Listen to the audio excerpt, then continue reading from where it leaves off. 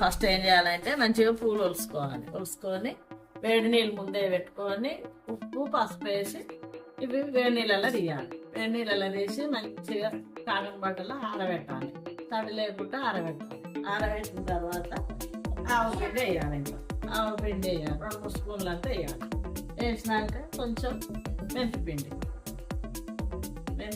తర్వాత జీలకర్ర కూడా కొంచెం 1 స్పూన్ అంటే వేయాలి. తర్వాత ఇంట్లో ఎల్లిపాయ పేస్ట్ పోపు చేసుకొని పెట్టుకోవాలి. పోపు గింజలు, మిరపకాయలు, ఎల్లిపాయ నూనెలు ఉడికించుకోవాలి. కొంతమంది పచ్చడి వేస్తారు కానీ మేము నూనెలు ఉడికించేస్తాము. పోపు చల్లారుతుందని ముందే పోపు చేసి పెట్టుకోవాలి. కారం బాగా 1/4 కిలో ఉంటుంది.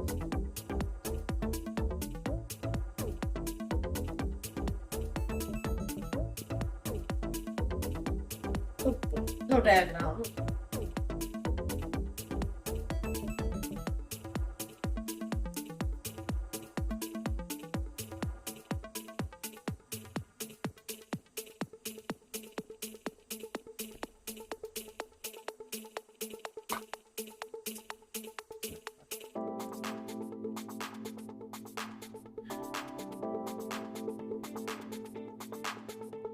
అన్ని కలగలుపుతాం.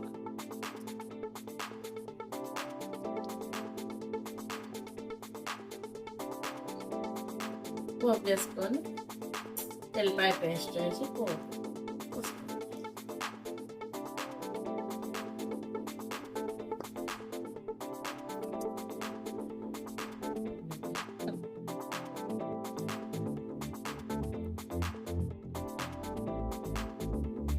గింజలు పడకుండా జల్లి పెట్టి పోసుకోవాలి.